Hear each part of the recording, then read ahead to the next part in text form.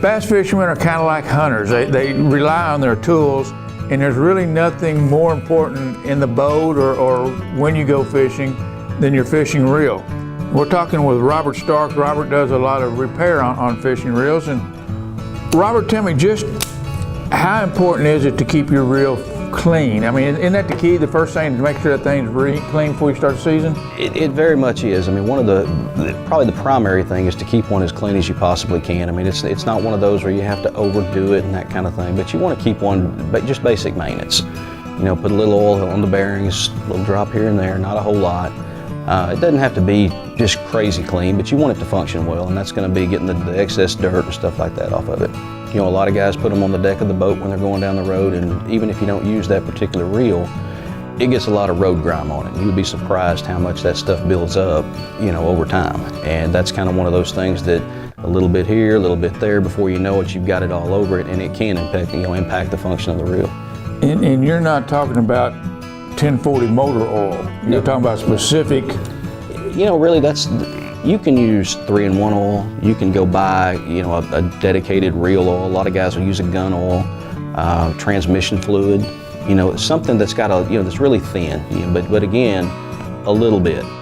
A lot of people think if a little is good, a lot must be great. And I've actually taken one apart before where the imprint of grease, the imprint of this side plate was in grease on the inside of that reel, and you could barely turn the handle. It had so much grease in it. It's almost as if they need a dipstick. Yeah, exactly. No, it's full. It was packed full.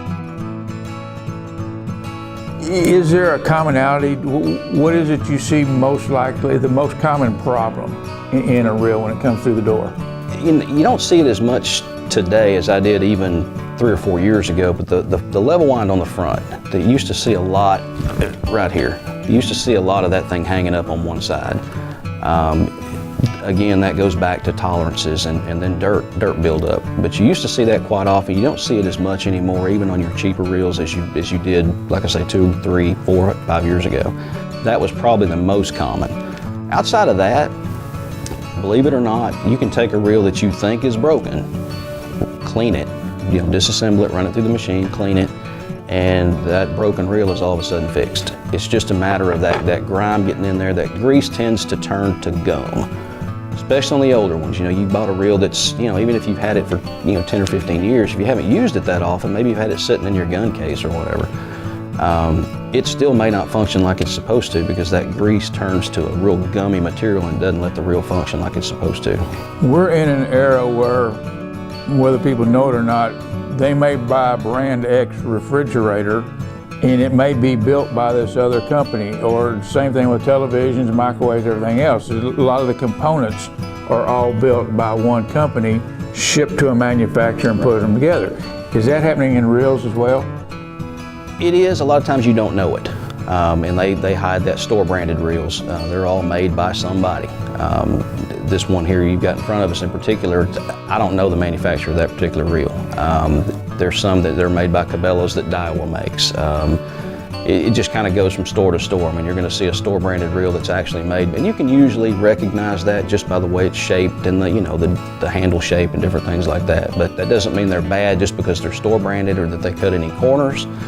Usually it just means that store paid them some money to put their label on it. The basic functionality of a bait cast reel is pretty similar across all spectrums. They've got your basic mechanism. They all do the same thing. Now, different companies have a different way of going about that, but the functionality is pretty much the same, and that goes from a $20 reel all the way up to a $500 reel. Sometimes you'll get to a point where you say you've got a $50 reel and it's going to cost $35 to fix it. Then you got to weigh it out. Do you want to spend that kind of money on it, or you just want to chunk it and start over again? And then again, some older reels, no matter how much you spend, sometimes you can't get parts for them anymore. I'm starting to see a lot of the old green Curados that everybody loves so much. They come in, they're making a screaming noise when you cast them. Well, that's a spool problem. And spools Shimano doesn't have them anymore. They're just really hard to come by. And that's probably the biggest one that I see now. And I had a friend of mine that we bought 8 spools for him a year and a half ago.